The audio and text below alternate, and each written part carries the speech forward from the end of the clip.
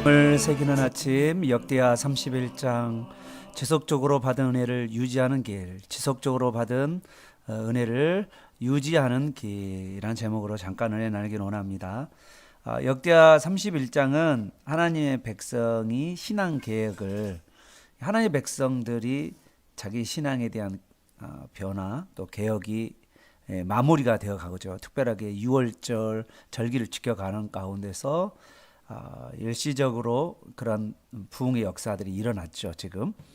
자, 그거 나서 이제 문제는 뭐냐? 그 다음에 이제 계속해서 이것을 은혜를 유지해야 되잖아요. 우리가 은혜 받은 것을 유지하는 게 너무 중요한데, 그래서 히스기야는 제사장과 레위인들이 이 제사를 섬기는, 예배를 섬기는 순서를 정하고, 그리고 그 지금을 행하게 하여서 그들이 이 하나님을 예배하는 이 일에 헌신하도록 모든 환경을 만들어가는 일을 합니다. 그래서 히스기야 왕은 레인과 제사장들의 생활을 책임져 주는 거죠. 그래서 음식을 보장해 주는 거죠. 하나님께 전심전념할 수 있도록 환경을 만들어가는 거죠. 그래야 하나님께 계속해서 예배를 드릴 수 있기 때문입니다. 하나님께서 이 모세를 통해서 하나님의 진노를 축복으로 바꿀 수 있는 방법을 가르쳐 주었는데, 사람들이 하나님으로부터 멀어지고 그 죄 가운데 있는 그 사람들이 축복으로 나아갈 수 있는 길은 뭐냐? 바로 하나님께로 나아와 예배하는 거잖아요. 그 예배하는 일에 쓰임받는 자들이 제사장과 레위인들인데, 그들이 최선을 다해서 예배를 감당해야 되는데, 그 예배를 감당하지 못하고 당시 유대 나라의 성전 시스템이 깨져 있었던 거죠. 제사장과 레위인들이 예배에 전념할 수가 없었어요.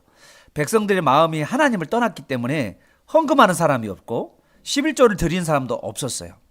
그래서 제사장과 레위인들에게 이 성전 일을 한다는 것은 명분일 뿐이고, 실제로 그들은 다른 일을 하면서 먹고 살 수밖에 없었다는 거예요. 그래서 히스기야가 그 6월절을 지키라고 명령했을 때도 그때 제사장과 레위인들이 다른 일을 하다 보니까 너무나도 바빴던 거예요. 그래서 6월절을 제대로 이들이 준비하지 못해서 했는 가운데 그 일이 이루어진 거죠. 네, 그런 게 이런 배경 가운데 있었다는 것을 여러분 기억하시길 바랍니다. 문단을 잠깐 나누면 1절은 이제 온 땅의 산 땅과 제단을 제거했다라고 했는데, 6월절 예배를 드리고 나서 14일 동안, 무려 14일 동안 예배를 드리고 나서 변화되는 이들이 온 땅에 있는 산당과 그리고 제단들을 제거하는, 없애는 그런 일들을 하면서 삶의 변화에 대한 모습이 나오게 되고요. 2절에 10절에는 하나님만을 전심으로 살필 수 있도록 히스기야가 이 제사장과 레인들에게 이 예배 시스템을 회복할 수 있도록 하기 위해서 11조 헌금을 통하여서 그들을 섬기도록 했던 것을 보게 되고, 그리고 11절에서 21절 같은 것은 11절에서 21절은 이 11조의 헌금을 공정하게 관리하고 또 공정하게 분배하는 일들을 하게 했다라고 기록되어 있습니다.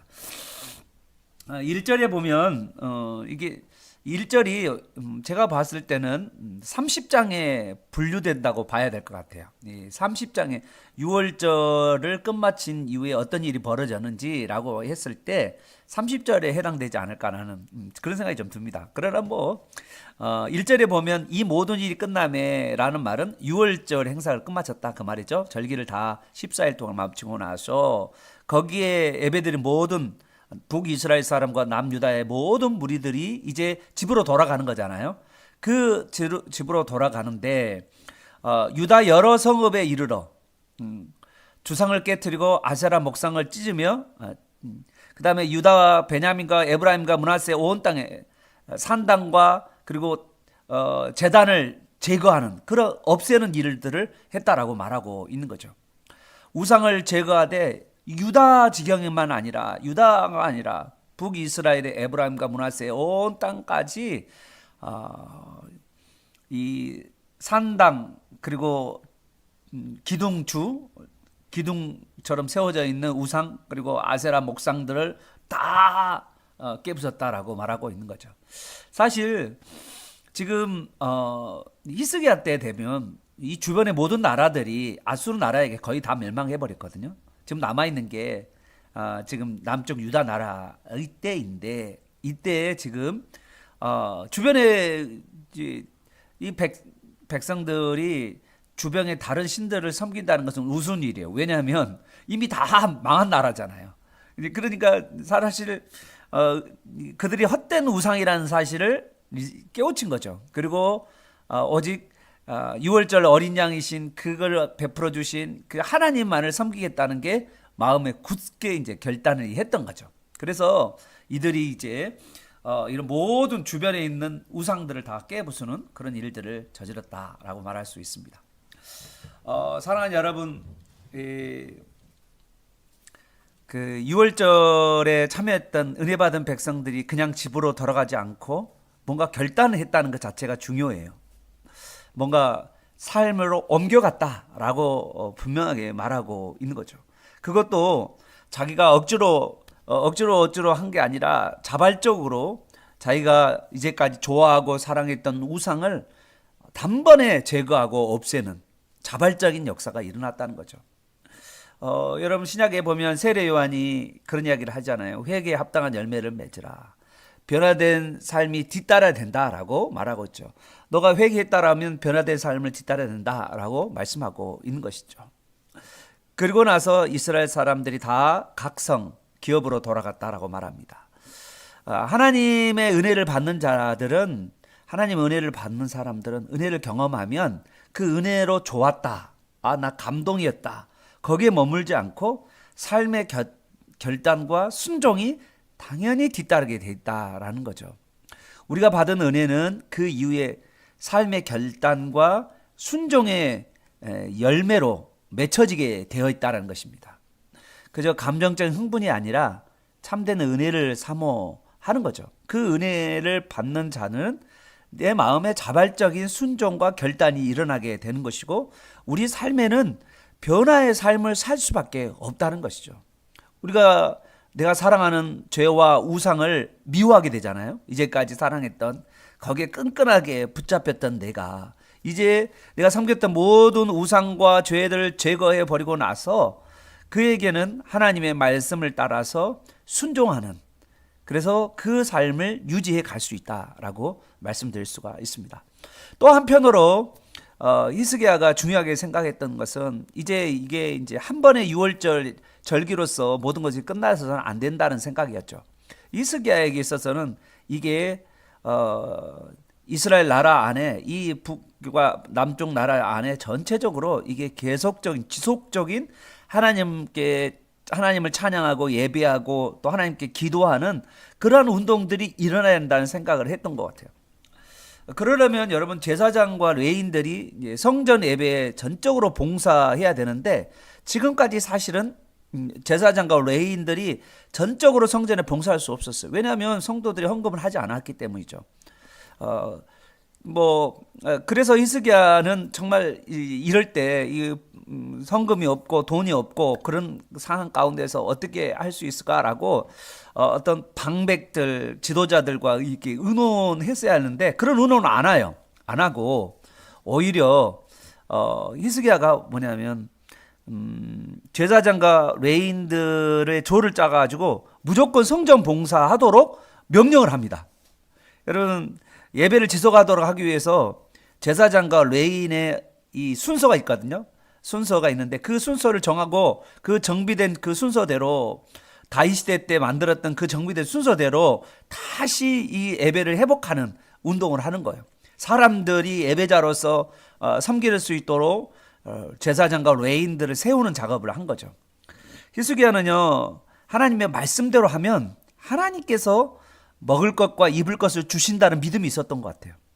그래서 이 히스기야는 지금 현재 제사장과 레위인들이 생계 때문에 자기 삶을 하나님 앞에 온전히 드리지 못하는 것을 보고 히스기야는 이 레위인과 제사장의 목숨을 걸고 하나님을 섬겨보자고 지금 제안한 거예요. 만약에 하나님께서 복을 안 주시면 하나님께서 주지 않으면 그러면 죽는 거 밖에 뭐 더한 게 있겠어요? 뭐 그런 마음이죠. 뭐 죽죠 뭐 이런 식이에요. 그래서 히스기야는 사장 일단 이제 자기 이제 제사장과 레인들에게 이 양식을 먼저 주라고 하면서 계속해서 이 예배를 드릴 수 있도록 환경과 여건을 만들어 가는 것이고 또 믿음으로 하나님 앞에 나아가도록 이렇게 명령한 것입니다. 히스기야 왕은 하나님의 말씀이 이 말씀대로 이렇게 순종하면 하나님께서 그의 삶을 책임져 주실 거라고 지금 히스기야는 믿었던 거예요. 그래서 제우선적으로 하나님의 말씀대로 시행했던 거예요. 그런데 놀랍게 그러니까 뭐 아직 뭐 헌금도 안 들어오고 뭐 아무도 재정도 없는데 그냥 제사장들 막 돌리는 거예요. 레인들도 돌리고 막 그러면서 성전에서 예배드리도록 그렇게 계속해서 하나님의 예배를 그리고 백성들이 그 안에 계속해서 예배하도록 나올 수 있도록 그렇게 했다는 거잖아요. 그런데 이 놀라운 일이 벌어진 겁니다. 5절 보면 유다 백성들이 곡식과 포도주와 기름을 하나님께 바치고 또 양이나 소의 11조도 바치기 시작했는데 얼마나 많이 바쳤더니 산더미처럼 더미를 이루었다라고 말씀하고 있죠. 그런데 6절을 보십시오. 하나님께서 유다 백성을 자꾸 축복하니까 백성들은 바친 후에도 또 바치고 그 후에도 또 바치는 일이 벌어진 거예요. 결국 7절에 보면 백성들은 이 음력 3월 달에 하나님 앞에 헌금을 드리기 시작하면서 제대로 된 헌금을 드리기 시작하면서 음력 7월 달까지 무려 5개월 동안 계속해서 하나님 앞에 자신의 것을 드리는 삶을 살았다는 거죠. 여러분 이 음력 3월 달은 어떤 달이냐면 오순절이에요. 지금으로 보면 5월 달 우리나라로 하면 5월 달이 되죠. 양력으로 보면 5월 달 정도 되는 거고 음력 7월 달은 약 9월 달 정도 되는 때입니다. 여러분 5월 달에 우리 교회 역에서는 뭐가 있냐면 성령 강림절이지만 구약은요 오순절이에요. 그리고 구약의 7월 달은 초막절 수장절입니다. 오늘날로 이야기하면 추수감사주일이죠. 그러니까 맥주 우리로 이야기하면 오순절이 지금 우리는 맥주 감사절로 지키잖아요. 맥주 감사절부터 시작해서 추수감사절까지 계속해서 하나님 앞에 드리는 삶을 살았다라고 말하고 있는 거죠. 여러분 이 이야기는 구속사의 큰 관점에 보면 이렇게 볼 수가 있어요. 이 천국 창고에 본격적인 수확 그러니까 구원받은 자들이 예수 그리스도를 통해서 이제 우리로 이야기하면 오순절의 성령 강림으로 말미암아서 물론 오순절 전에 예수 그리스도의 부활이 첫 수확이잖아요. 예수님의 부활이 부활의 첫 열매이고 그 첫 시작이 있었지만 본격적으로 수많은 사람들이 주님께로 돌아올 때가 언제냐면 사도행전 2장에 나와 있는 오순절 사건이잖아요. 그 오순절 사건에 수많은 영혼들이 주께로 돌아오죠. 뭐 3,000명, 5,000명 이렇게 하시나요? 그렇게 수많은 영혼들이 돌아오고 또 전 세계 복음화가 이루어져 가는 거잖아요. 그리고 그런 가운데 광야 생활을 마치고 이제 예수님이 재림하심으로 이 재림의 상징이 뭐냐면 초막절이거든요. 수장하는 거죠. 모든 걸 다 거둬들일 때 영혼들을 다 수확하고 나서 이 수장절에 하나님 앞에 감사드리고 이제 그런 거죠. 그리고 어린 양의 혼인 잔치가 이루어지는 거잖아요. 이 삶이 지금 이 그림에서 그려지고 있는 것을 보게 됩니다. 놀랍죠? 이런 하나님의 그런 구원 계획이 여러분 이제 성경을 보면 신약 성경을 보면 그게 눈이 열리게 되어 있는 거죠. 구약과 신약이 연결되어 있는 그런 구조를 보게 됩니다. 8절에 보면요. 히스기야와 방백들이 와서 쌓인 이 더미들을 보고 그냥 놀라운 거죠. 그래서 하나님을 찬양하고 그리고 백성들 이스라엘 백성들 위해 축복하는 모습이 나옵니다. 9절에 보면 히스기야가 그 더미에 대해서 제사장과 레인들에게 물어봅니다. 몰라서 물어봤겠어요? 다 알잖아요. 그런데 지금 당장 먹을 것이 없었잖아요. 그런데 말씀대로 먼저 해봐. 그렇게 시작한 거잖아요. 그랬더니 그 말씀대로 해보는 그 과정 가운데 수많은 그 헌물들이 하나님 앞에 나온 거잖아요. 그래서 이 더미가 어찌 됨이냐라고 하면서 기뻐하고 감격하는 모습이 됩니다. 10절에 보면 사독의 족속 대제장 아사랴가 그에게 대답을 해요. 히스기야에게 대답을 하는데 백성이 헌물을 여호와께 드리기 시작함으로부터 우리가 만족하게 먹었으나 이 말은 만족하게 먹었다는 말은 뭐를 의미하냐면 배불리 먹었다는 거예요. 남은 것이 많지 않았. 그리고 남은 것이 많았다라고 말하죠. 남은 것이 너무 많았다라고 말하고 있죠. 이런 여호와께서 그의 백성에 복을 주셨기 때문에 백성들이 기쁘게 하나님 앞에 나와서 헌물을 하였다라는 거죠. 그 남은 것이 이렇게 많이 쌓였나이다. 그러니까 정말 풍성하게 하나님께서 이 백성들에게 복을 허락하여 주시니까 백성들이 자꾸 하나님 앞에 추수에 대한 감사를 드리고 싶어하고 그리고 양과 가축들을 드리고 싶어하는 그 열정들이 막 일어나면서 그래서 이 레인과 제사장들이 배불리 먹고도 남았다라고 지금 말씀하고 있는 거죠. 자, 이제 이것을 어떻게 공정하게 관리하고 유지하느냐가 되게 중요한 사건입니다. 그래서 이제 사실은 이 공정하게 관리하고 분배하는 이 일이 어마어마하게 중요한 일이에요. 왜냐하면 이게 이제 모든 공동체가 같이 살 수 있는 길이거든요. 이 공정성을 상실해 버리면 공동체는 무너지게 되어 있기 때문이죠. 먼저 11절에 보면 11조 헌금을 저장할 장소를 마련하고 그 다음에 12절 13절에서는 11조 헌금을 관리할 사람들을 또 세우고 헌물을 관리할 사람을 세우고 그리고 14절 19절 안에는 이 나누어지는 일들이 계속 벌어집니다. 이 나누어졌다는 말이 14절부터 19절까지 무려 7번 나와요. 그리고 또 강조하는 단어가 뭐가 있냐면 족보에 기록된 자가 나오는데 15절, 17절, 18절, 19절 네 번이나 족보에 기록된 자가 기록돼 이제 나와요. 그러니까 11조 헌금을 나눠 주는데 그냥 레인과 제사장으로서 분명하게 족보에 있는 자들에게 나눠 줬다라고 말한 겁니다. 그런데 더 놀라운 일은 보면 그 18절에 보면 그 족보에 기록된 온 회중의 어린아이, 아내, 자녀들에게까지 이게 나눠졌다는 거예요. 야, 그래서 이 레인과 제사장 가족을 먹여 살렸다라고 말할 수 있는 거죠. 백성들이 드린 이 11조와 이거를 나누어 주되 그냥 아무렇게나 다 준 게 아니라 족보에 기록되어 있는 사람, 정말 검증된 사람, 그 사람들에게 하나님의 일을 충성스럽게 감당할 수 있도록 부정함 없이 골고루 나눠 주었다라고 말하고 있는 거죠. 여러분 하나님 앞에 헌금을 드린 것도 중요하지만요. 이 드린 것을 투명하게 관리하고 하나님의 뜻대로 잘 나누어서 써가는 것도 너무너무 중요한 것입니다. 히스기야가 한 일이 20절에 나옵니다. 하나님 앞에서 선한 걸 선택한 거죠. 우리 주일날의 말씀처럼 주일날에 선과 악이 있는데 우리가 악을 선택하기가 너무 어린 상태여서 거기에 아주 악에 깊이 빠져서 헤어나지 못한 우리 인간의 존재, 그러한 존재를 예수 그리스도께서 순종하심으로 하나님의 선한 뜻을 따라 순종하심으로 말미암아서 우리에게 선의 길을 보여주셨잖아요. 그래서 하나님의 뜻대로 살아가는 삶이 바로 선한 삶인데 그 선한 삶을 히스기야도 사실은 살았다는 거예요. 그리고 하나님 뜻대로 살았고 그리고 공의롭고 정의로웠고 그리고 진실되게 행했다라고 말씀하고 있습니다. 그러므로 하나님께서는요.